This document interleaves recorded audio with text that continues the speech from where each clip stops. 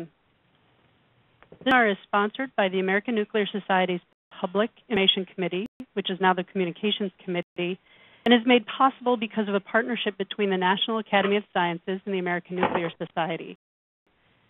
Our committee chair was not able to join us this morning, so on behalf of the Communications Committee, I would like to welcome you to this first ANS Brief, a webinar series that is free to ANS members. Jennifer Ballard, the Director of Communications with ANS, and be your moderator this morning. This morning is titled Expert Workforce.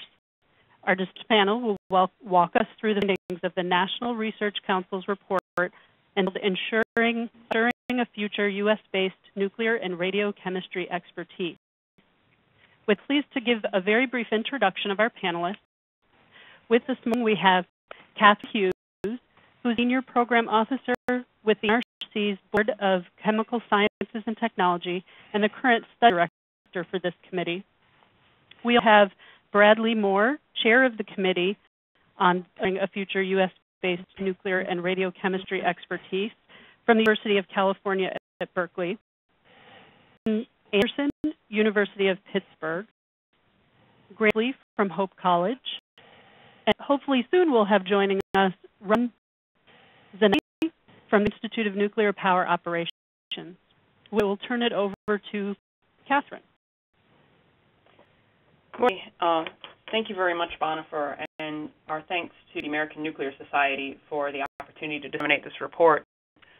We hope the findings and conclusions will be useful to the community. I'm going to do a very quick overview of the NRC process that seems to be helpful to folks as they hear about our report. So the NRC is the working arm of the National Academy of Sciences. The National Academy of Sciences is well known as the body for scientists, engineers, and doctors within the U.S. Within the NAS is the NAE and the Institute of Medicine. We also have the National Research Council, which was formed in 1916 to help advise the federal government on issues of science and technology in a more formal manner than had been done in the past. The original charter of the National Academies was to provide advice, but the committee structure that we have today really wasn't put in place until that 1916 NRC thing. Sponsors for the studies that are run by the NRC are usually federal agencies. Sometimes state, local, and nonprofits support the efforts as well. And other times we do have companies that will provide support to the to specific studies as well, but the primary sponsor is usually federal agencies. I heard we had an annual budget of approximately $250 million coming through every year. Quick overview. Sorry, next slide, 2 slides in. I'm still working on this. And slide. Thanks very much, Jennifer. Sure. The NRC itself has approximately 40 boards within it, and every year we issue approximately 250 reports, and that's workshop summaries, ad hoc study committees, and the like. At any given time, the NRC has about 1,000 committees running and roughly 10,000 volunteers working on our studies. And let me emphasize that point, that the reports that are issued by the NRC and work that is done by these expert panels, and everybody who serves on an NRC panel is a volunteer. The staff are the only people who are paid for their time, and without the dedication and expertise and willingness of our volunteers to serve, we wouldn't be able to do the work that we do.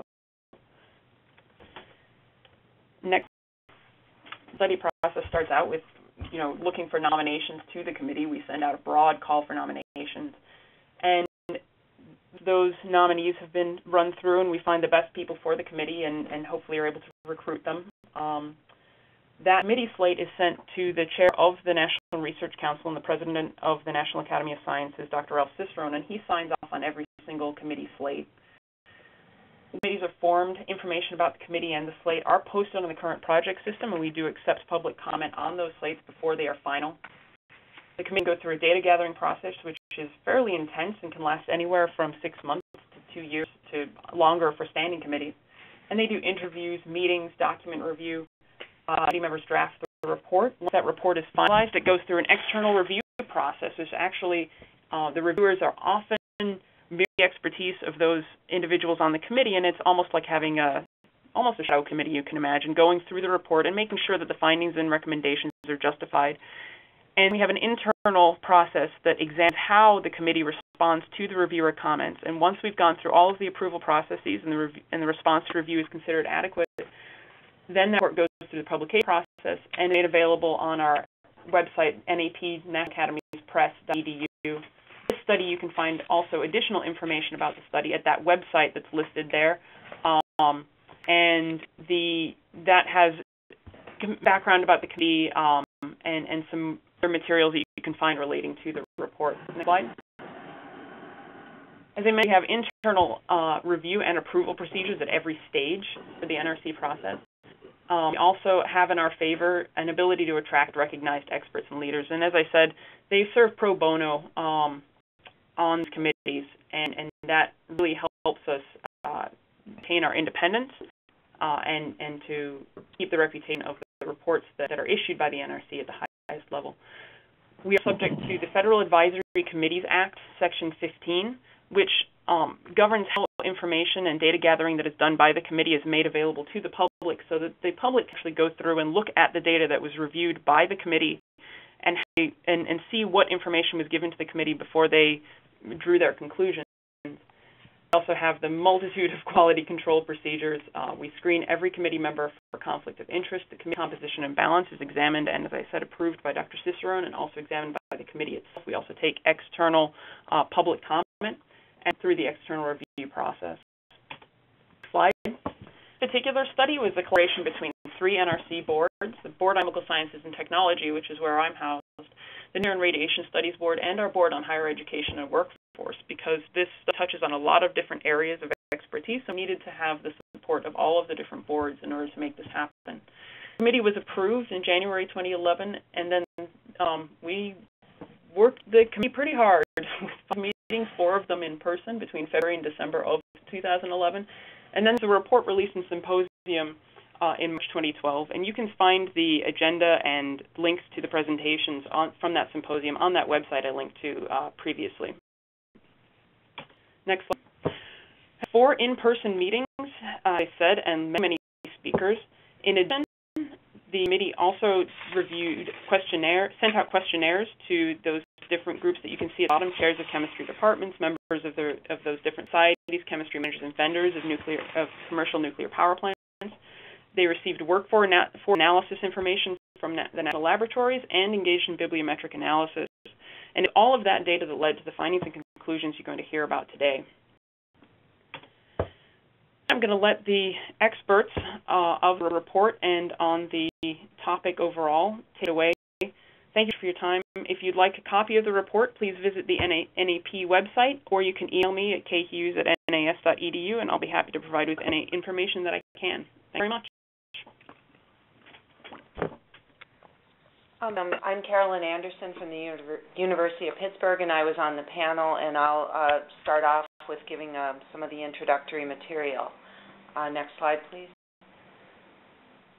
So the makeup of the committee is as follows on the slide. As Kate mentioned, it was a very balanced committee, but in addition to the experts, the scientific experts, you can see we also had a labor economist, we had a scientist, career development, and workforce policy person. Next slide, please.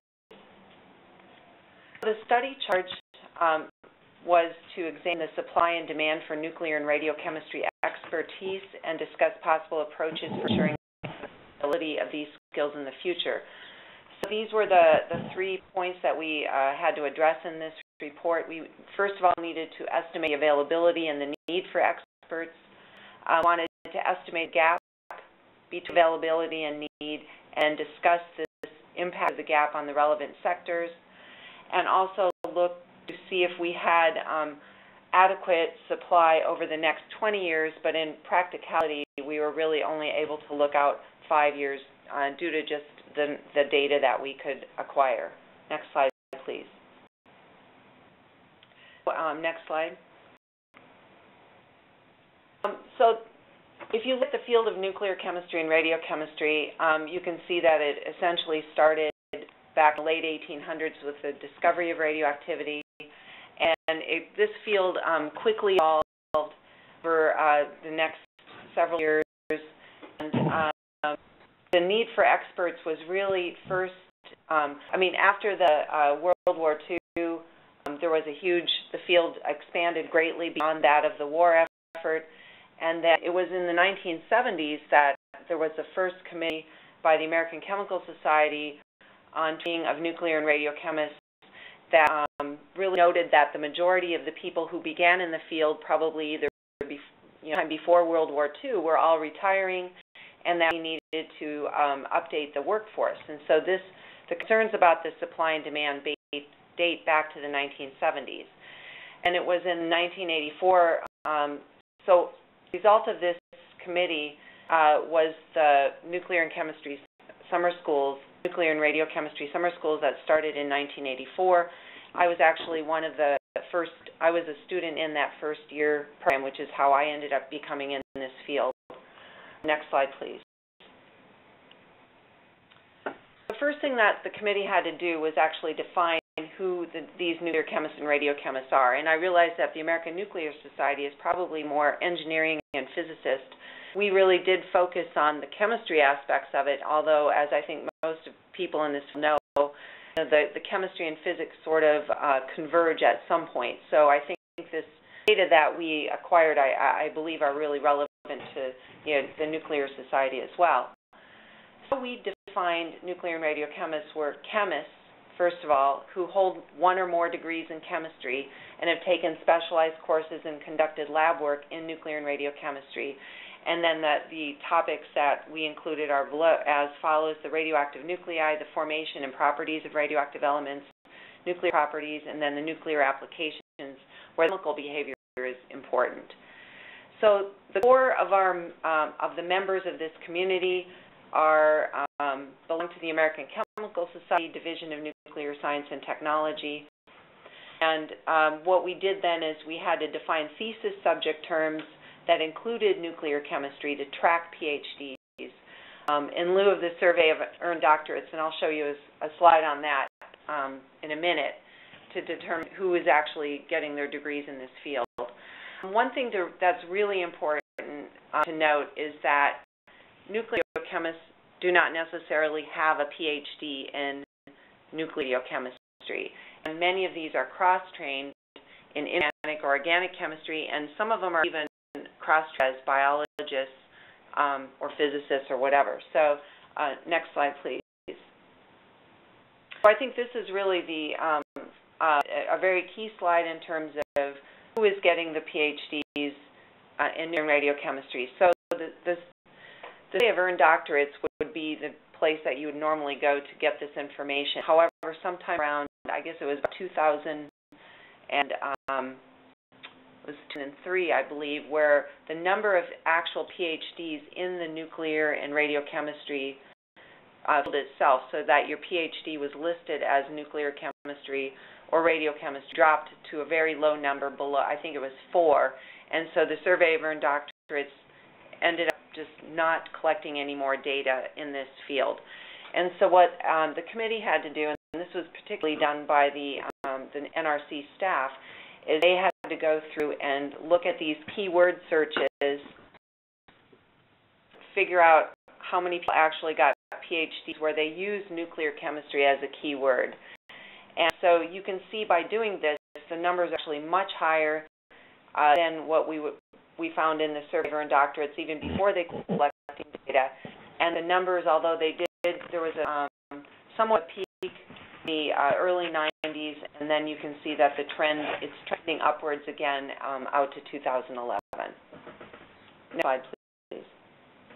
So I'm going to pass this over. I hope Ron is on. Either Ron or Graham are going to take over from here. Looks to me like, can you hear me? Yes. It looks to me like Ron hasn't joined us yet, just looking at the participants. So I'll take over here, but if you're here, Ron, feel free to jump in. The committee, Ron was a vital part of the committee. He just seems to have some connectivity problems this morning. So I will take over here. The committee that assessed had spent a great deal of time defining what nuclear and radiochemistry was. We then tried to define what's the demand and the supply of the nuclear and radiochemists and the gap between the two. Next slide, please. We found no shortage of information as to why you want to protect such a field. The fact that chemists bring a different perspective than nuclear physicists or engineers to the board. With the committee wasted no time in finding a series of examples which are in the report, and I encourage you to read the paragraphs that go with these photos and pictures in the report. But there's a couple of sensitive areas, particularly protection against nuclear threats, or especially environmental legacy waste issues and nuclear medicine, which is heavily populated by nuclear chemists. And the potential for expansion of nuclear power generation as a potential area, especially with the treatment of radioactive waste of nuclear chemistry, where training another chemist would work, or cross-training a scientist would work, but where the field of nuclear chemistry and radiochemistry itself actually contributed fundamental knowledge and was a vital aspect to it. So we came to that conclusion. Next slide, please. We thought for this audience that there might be some interest. We broke it down into several different areas, including stewardship and basic academic studies, but also nuclear medicine, and then, of course, nuclear power industry, and then environmental legacy. Those were the 5 main areas we considered nuclear chemistry. And I'm not going to go through all 5 for the interest of time, but we put a couple slides in here specifically for the nuclear power industry to show how it was done. And the large committee you saw earlier went through several of these areas in the same way that we went through for the nuclear power and energy generation, power generation industry. In this case, 2 bounding scenarios were considered. The review of what the current status of nuclear power in the country were. It produces approximately 19.6% of the domestic energy of the United States energy power supply, about 100 gigawatts, give or take a few. And that was considered, of all the things that were going to happen, given that the U.S. power plants operate at 91% capacity at the 104 operating ones. The fact that they, especially as this morning, if anybody's listened to NPR this morning, the greenhouse gas emissions is going to be taken very favorably. The future is likely to be not bad for the industry. We had an ambitious bounding scenario, which we're considering adding 29 more watts by 2035, which is the equivalent of about 20 new power plants. That would be seen by many as be very ambitious. Others thought that it was feasible, but we wanted to get these bounding scenarios of what the demand for nuclear and radiochemists would be, and we did in each of the various areas where we could think of what the most likely one, and then what would be a more ambitious plan, or in some cases a conservative plan. I don't think that nuclear power is going to go away, for example, like Germany and things like that. We think it's going to remain at the U.S. because it's a vital, at 20% of the power generation, you just can't get rid of it. The sources of information where we received what were the demands were then divided and listed down below here. We went to the Bureau of Label Statistics, which has the Nuclear Energy Institute, which keeps overall employment statistics in the nuclear field. Nuclear power and electrical generation field is large. The nuclear component of it has well over 100,000 employees, but they don't break down by their educational background, at least in terms of disciplinary specific. So we couldn't tell how many of those are nuclear chemists. And as most of you will know, the nuclear power industry doesn't rely on a lot of nuclear chemists, but there aren't many nuclear chemists out there, so even the small amount they do use are an important component. We also did a power plant survey. We got a 41% response of, I believe, 104. Well, the 60 or more companies that operate those 104 plants responded. We did a vendor survey, which had an even higher response to the 16 or 18 vendors that were known to the nuclear power industry. We also did a survey, as you saw on the first slide that Catherine presented, a bunch of national labs, and there are several, like the Idaho National Lab, that are specifically dedicated tasks to either reactor or nuclear fuel cycle type of activities. So those 2 or 3 national labs were identified and then surveyed, and all of them responded with what their needs, identified needs were. And this is where we had trouble going out 20 years, because the national labs really have a hard time figuring out what's going to happen in 5 years, let alone 20. And then we also polled several, the federal regulatory agency we had, of course, come speak with us, but then state regulatory agencies, we polled several of those. By no means all 50, but we went through 3 or 4 different states and asked what their manpower needs might be in this area. We identified that there was a fusion energy component, but we did not include that in the study, just acknowledged that it existed, and that NIF and organizations like that would potentially change the landscape if that were to happen. Next slide, please.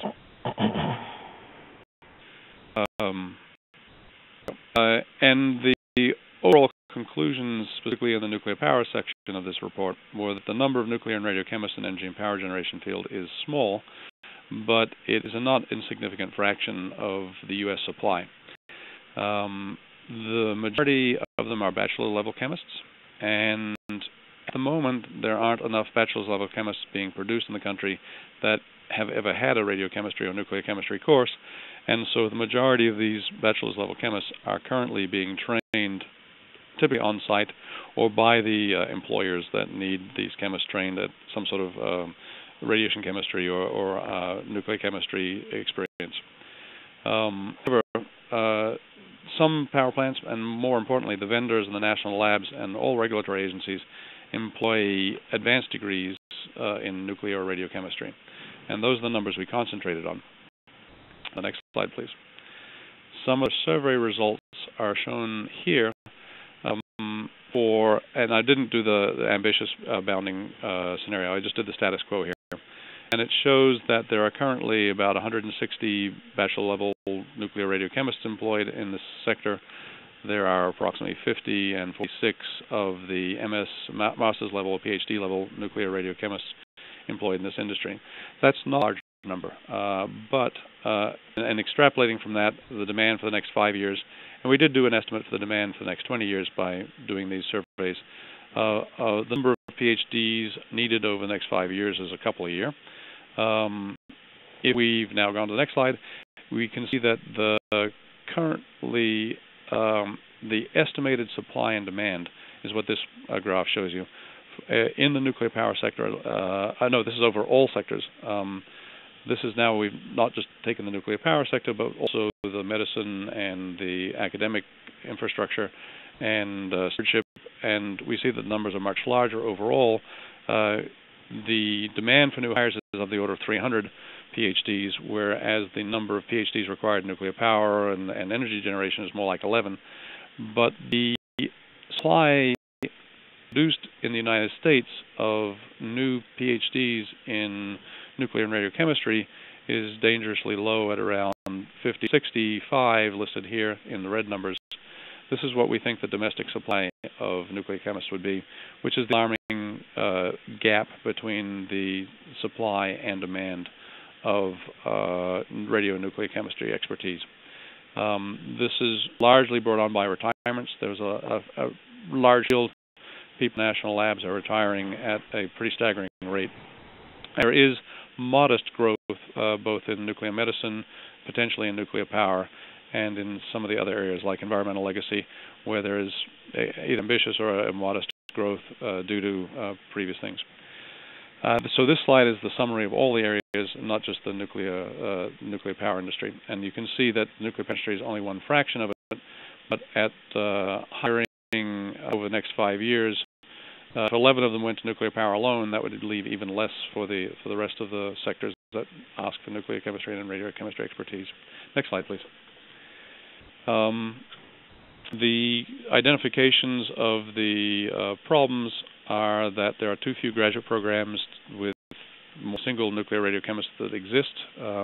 We identified of the order of 13 university programs that currently have 2 or more faculty members that offer specialty coursework in nuclear radiochemistry. 7 to 13 are of the AAU. And at the graduate and graduate level, even more broadly, there's very little in-depth radiochemistry content taught, nuclear and radiochemistry content taught. And the panel spent several months wrestling with sort of the various types of approaches we could take to maintain what's affectionately known as critical mass of nuclear and radiochemists entering the field. Next slide, please. The problem at the moment was also identified as being this gap in funding. And as you know, that the academic pipeline that's going to produce nuclear and radiochemists is very sensitive to gaps in funding. If, for example, the grant funding disappears for 2 years because of a government decision, that makes it very difficult for a typical graduate student to continue in an area. And we are rife with examples in the past couple decades where funding has been there and one year and gone the next. So this gap in funding is identified as one of the potential serious problems to address the academic pipeline.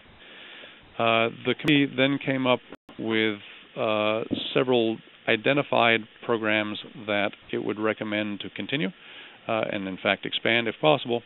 And an example was given, as earlier mentioned by Carolyn, the long-standing Department of Energy-sponsored nuclear summer schools in nuclear and radiochemistry. DNDO and NNSA has sponsored a nuclear forensic one as well. And we must report at this time that that is on the actual chopping block for funding year 2015, as it's identified as an education program in the Department of Energy, and the Department of Energy is no longer going to be involved with education under the government restructuring proposed. So this is a calamitous time because we identified that one undergraduate summer school as producing at the moment 24 nuclear chemist training. Not all of them go into the field, of course, but that's a dramatic source of getting students interested and into the field. All the various programs that exist, both in DOE, NRC, various forms earlier on AEC, types of federal programs and others that have been done with federal funding agencies are all generally independent, and each has a different outcome or emphasis on outcome, i.e. the NRC fellowships and the NNSA fellowships are great postdoctoral and graduate fellowships, but they each have their own mission and they're done independently, and there seems to be are addressing the pipeline at different locations and for different purposes. And we found that there was a very lack of cohesion in the way that the federal agencies worked on nuclear and radiochemistry. Next slide, please. So now we've identified what we thought were critical causes, and for those of you that have been doing these reports in the past, you know this is not new. This has been noticed since 1970, and it's just reaching alarming levels when we stop generating even identifiable nuclear chemists per year. We came up with a couple of approaches that we thought could be implemented to ensure an adequate supply of U.S.-trained experts. And the U.S. training is important because we always recognize, of course, you can cross-train from another discipline or you can import nuclear chemists from abroad. In this particular discipline, there are several areas where importing foreign workers was not seen as a solution that could be in other areas, and thus the recognition that this is a national security problems and things like that as well. The approaches are listed on the next slide, please. We have three main areas that we've identified that need areas of critical need. I'm only going to basically talk about the institutional structural support right now. Educational and workforce data were identified as needs, but they're folded into the institutional support as well. Institutional is what structural support from the federal government and what sort of collaboration between these efforts could be obtained to make assure a U.S.-based supply of nuclear chemists and radiochemists. The educational is going to involve not just the academic pipeline, but on-the-job training and transfer of knowledge from an aging experts to a new series of experts that may be out of the discipline or originate from out of the discipline, and how to retain more people into the sciences. And that's an educational issue. And then workforce collection. One of the hard things this committee faced was there's just not adequate numbers of where these current employees are being trained and where they end up. And that's a fairly cheap solution, but just needs to be done. Next slide, please.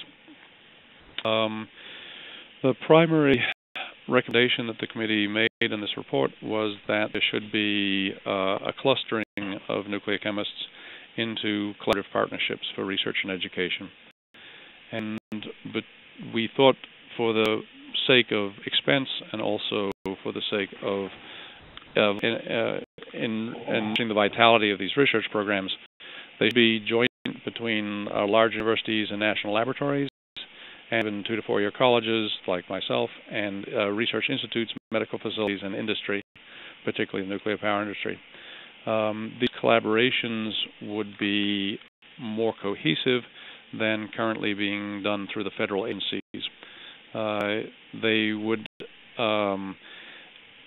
employ a traditional academic education, but also fold in things like internships, fellowships, and on-the-job training opportunities, critical to making the connection to both industry but also research applications. The nuclear and radiochemists need specialized equipment that are often quite expensive. It's the critical role that national laboratories play in nuclear and radiochemistry, especially in such things as nuclear forensics and stewardship issues, but in addition also to environmental stewardship and things like that. You need to have access to fairly extravagant equipped experimental laboratories, and thus having the partnerships rather than recreating them across the country. That's unrealistic to assume that will happen. But by clustering what resources exist, then encouraging, especially in this virtual age, of people to visit these locations would be a strong recommendation. And similarly, a lot of the education and a lot of the knowledge in this field is held by highly qualified people at certain locations. Nuclear forensics comes to mind because there are 5 people in the country that know how to do it, and they're located in only 1 or 2 locations. But this applies even in the development of new nuclear power industries. It's really, and other areas like nuclear medicine, there really are a few institutions that are doing most of the work, and we need to get these people talking to each other on a common workforce initiative. This needs to be supported by federal agencies, and all these agencies listed below here depend on some nuclear and radiochemistry expertise, and need to identify this as a sector that isn't going to instantly fund its own funding. It needs to be a combination of these. And the recommendations stop short of saying which agency should fund this. We don't want to presume that. We want to say that each of these agencies currently fund some workforce development initiatives in nuclear and radiochemistry, but they should be coordinated, if not combined. Kind wasn't used, but coordinated was certainly used. The next slide, please. We've made a suggestion as to what you could do with these partnerships, and this, listed in this national map are the 5 basic areas of, in the bold face, of energy, medicine, environmental management, security, stewardship, and basic science. And then we have listed in colored letters all the 13 to 16 institutions that currently have graduate nuclear chemistry programs. And most of the callers will recognize where these are located and why. There are and there are varying numbers of faculty members at each of these institutions that have active graduate programs at the moment. So like the national labs, which are also listed there, you have the black dots corresponding to each of the Pacific Northwest National Labs, Idaho National Lab, Los Alamos, and Livermore, and Berkeley, and so forth as you run across the state. You see that the national labs were designed to be put in different areas of the country, and by coincidence, the nuclear chemistry programs that remain out of the original 40 to 50 that were there, the remaining 13 to 15 are scattered mostly across the country.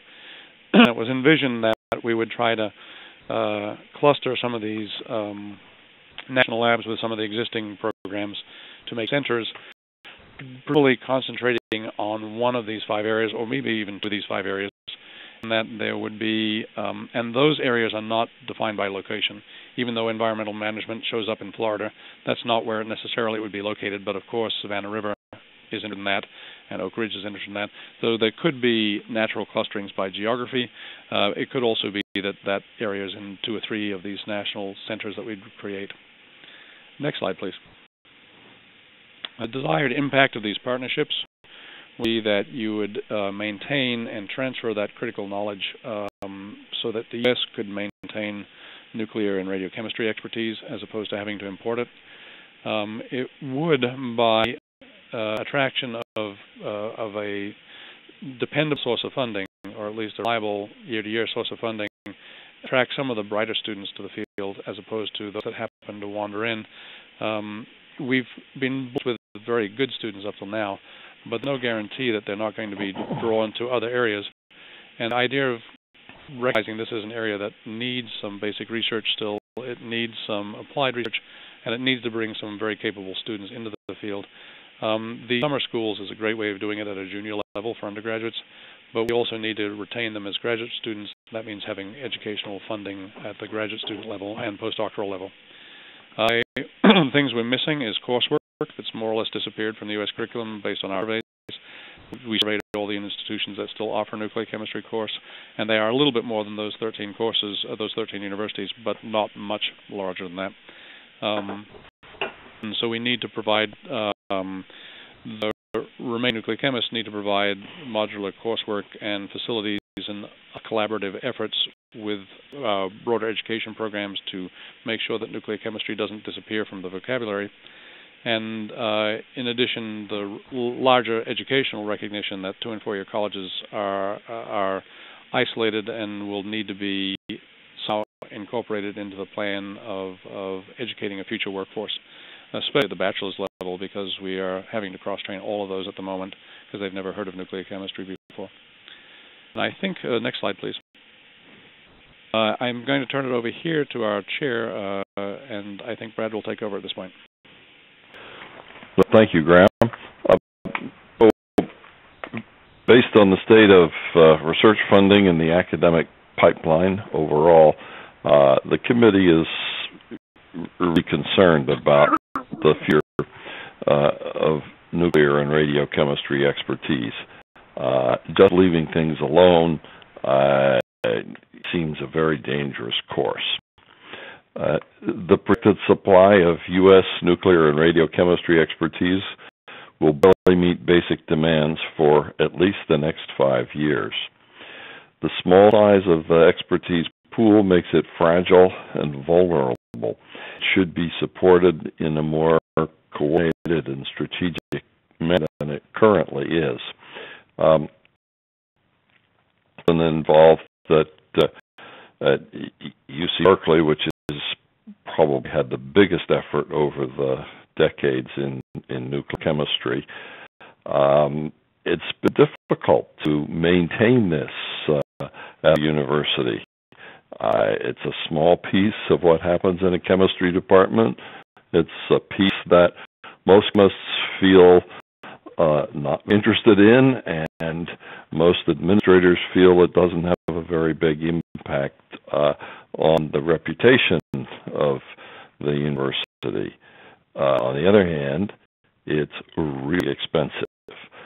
It's not the sort of thing you set up. It won't happen at an individual university without national lab investment for the major facilities that are required to really work at the cutting edge of the field. Expertise pool is small, vulnerable, fragile even at a place like Berkeley. Therefore, coordination and strategy are really going to be critical. And so the committee's recommendation of partnerships among institutions, partnerships among pieces of the federal government are really going to be critical to making this work. Finally, if something big happens like a major nuclear event in the world, or big funding cuts at DOE or other policy changes, then the situation could become extraordinarily critical.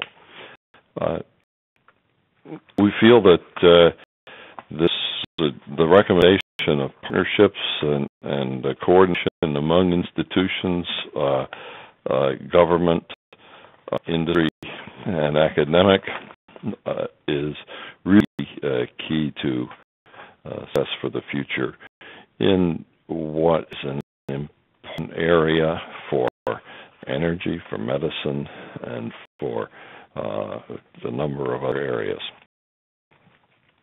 So to conclude, I want to thank the U.S. Department of Energy, the NNSA, Office of Basic Energy Sciences, nuclear energy, nuclear physics, for their support of the committee's work.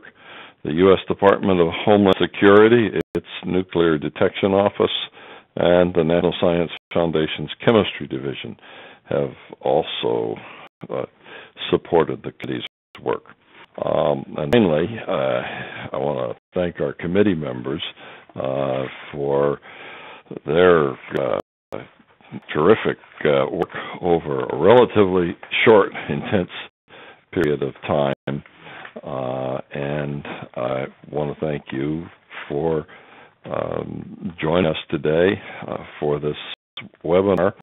And we hope that our recommendations and activities can be helpful in the nuclear power industry as well as in nuclear medicine and nuclear forensics. Excuse me.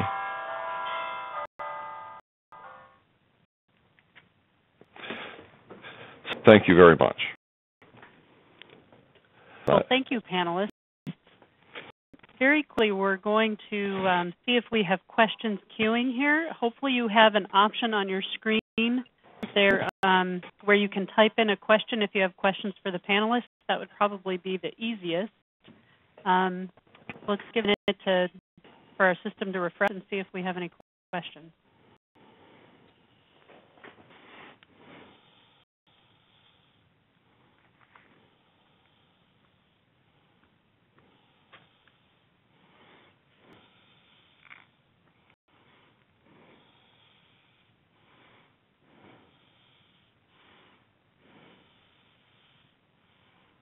So there's one question that I've received asking if the study was restricted to the U.S. Our panelists speak to the purview of the study.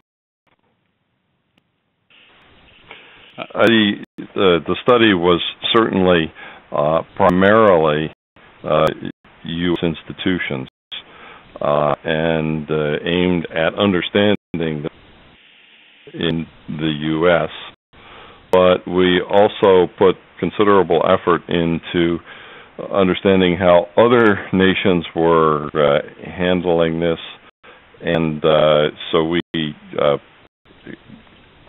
had a bit of interaction with people from France, for example, as well as England, yes.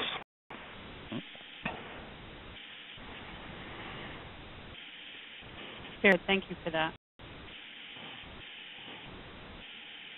Another question, health physics seems to noticeably be absent from the report. Can someone comment on that?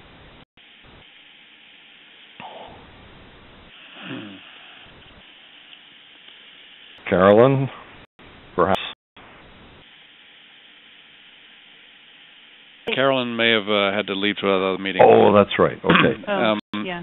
So the reason I remember health physics was in the nomenclature that we began the discussion with. We all left off radiation chemistry and a couple other topics that are often in the purview of nuclear chemists.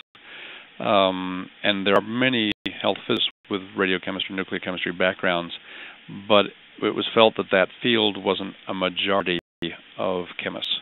And so we had to draw a line somewhere along in the sand and recognize that it wasn't easy to define what a nuclear and/or radiochemist was.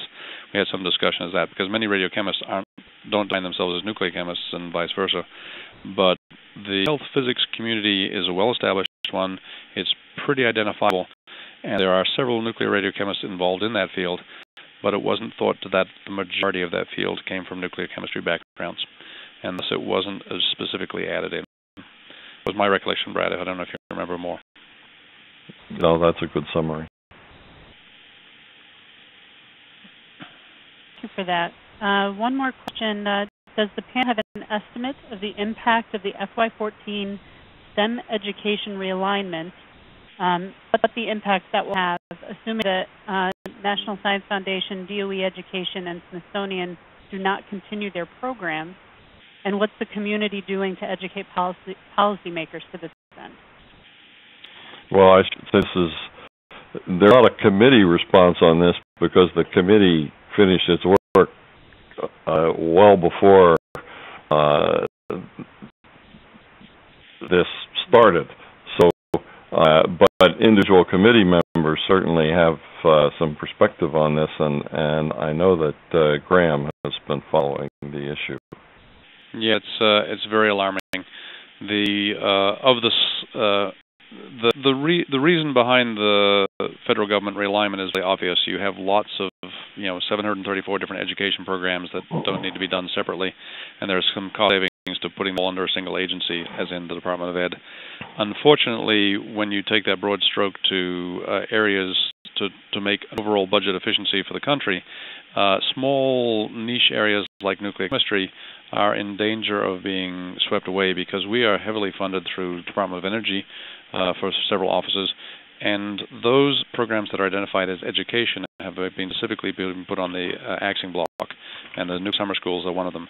They're not terribly expensive, but they cost $1 million a year to run the two present DOE nuclear schools, and they were specifically put in line item Acts to be removed from the Department of Energy. We have, of course, the chair of the DNCT committee has started writing letters back and forth to various people involved in this program and the lawmakers, but everybody's worried about what their loss of funding will do, so it's going to be hard to make ourselves heard. I do believe that the Office of Nuclear and Radiochemistry at the Department of Energy is very well aware of this, and there may be efforts afoot to have those particular funding agencies try to help as well in terms of how to successfully save such a program that we've identified in this report as being vital to the continuation of education. Since so many of the graduates of that program end up in the field, not all by all means, but something of the order of 50%, it was thought to be of vital importance.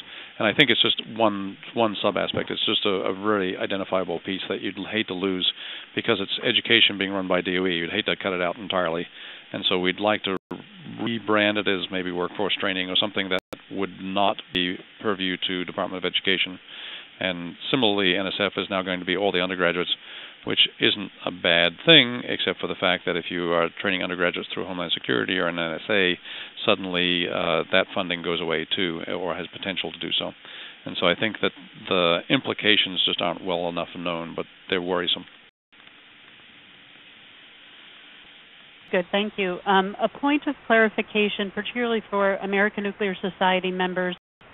In this context for this conversation, as the speakers are referring to NRC, they're actually referring to the Research Council, not the Nuclear Regulatory Commission, by and large. So just a point of clarification. Yes, that was my mistake. Oh, no, I just had asked to make sure that we were clear on that. Yep. Let's see. A couple of questions that I'm not quite sure. Looks like there's some question about perhaps there are dual majors that exist. I'm not sure if you want to comment about the programs that exist or the programs that you're suggesting to mitigate this gap. Right. To our knowledge, we did not find many dual chemistry and physics PhD programs. Could be at the undergraduate level, quite a few, I suspect, but I don't know of any. The more critical question, I think, for you, especially Bonifer, would be, are today's slides going to be made available on the ANS website? They are. So as a reminder to everyone, the session has been recorded, and the link to the session will be available by the end of this week on the ANS website, and there will very likely be a link as well on NAS's website. I'm just not sure at the address yet. We'll make sure that we send out a confirmation or a follow-up email to everyone who is registered so you have that link directly. Good. It looks like, I'm sorry, one more question. The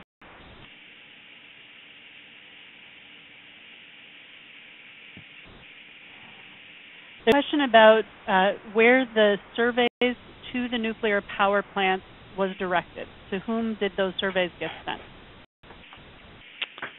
That's a great question that Ron could answer. Do you know that, Brad? Not in detail, no. In them to the people at a fairly high level in each of the corporations responsible for running nuclear power plants, and particularly places like, say, Exelon, and with reasonable response, I would say. Yeah, Ron is actually listening. He's just having some issues with the voice portion of the technology, so hopefully he'll pipe in email and then I can read his response. But looking in the report itself, it states that the questionnaire was sent to chemistry managers of all 65 nuclear power plants in the United States and then presented in an aggregate form within the report.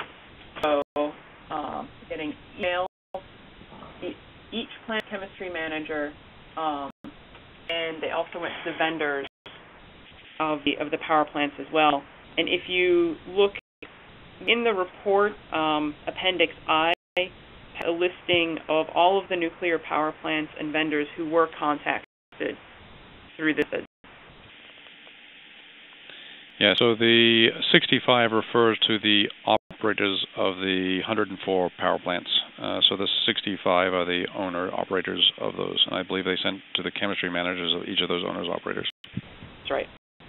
Yep. That's what Ron is confirming as well by email. Hey, Ron.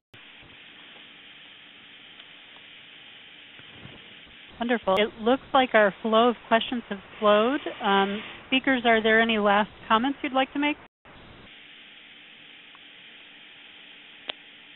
We appreciate the opportunity to be able to disseminate this. I mean, one of the things we have to do is generate some interest at the micro level of people interested in what sort of educational and this space between education and science is going to be really dramatically impacted if we separate education and science into two separate agencies that never speak. And while I understand the need for efficiency, I think we also need for a niche area like nuclear and radiochemistry to be really proactive in getting policymakers to agree that this is a national priority that needs some address outside of just simply putting it in the boxes to be funded. So I think that's a critical future question that needs to be, and all of us need to be, any of us that are nuclear chemists need to be proactive in doing that and contacting policymakers and writing the letters again and things like that, not just for secured funding, but for recognition that the structure with which we fund these things has a great impact on the likelihood of it continuing. A couple of years of absence of graduate funding would be disastrous for this field if you lost all the graduate students in the pipeline. And let me just note that would be Graham. Thank you, Graham, for sharing your personal view on that. I'm sorry, yes. That's not the NRC Yes, I'm sorry. That's my personal views as to what we should all do. Mm-hmm. Great. There was one additional comment as we move forward, perhaps expanding the focus beyond chemistry and making sure we're really looking at nuclear comprehensively as we move toward trying to influence the support that we're getting from Washington is important. Yeah. Mm-hmm. Great. It looks like we have no more questions. I want to thank our panelists today, Kate Hughes, Brad Moore, Lynn Anderson, Graham Peasley, and Ron, I'm so sorry we couldn't connect you audibly, but we appreciate your support through email and participating. Thank all of you very much for registering. Look for our email as a follow-up. We'd love your feedback as we continue to evolve this program. And the email will have a link to the recorded session. Thank you all and have a really great day. Thank you. Thank you.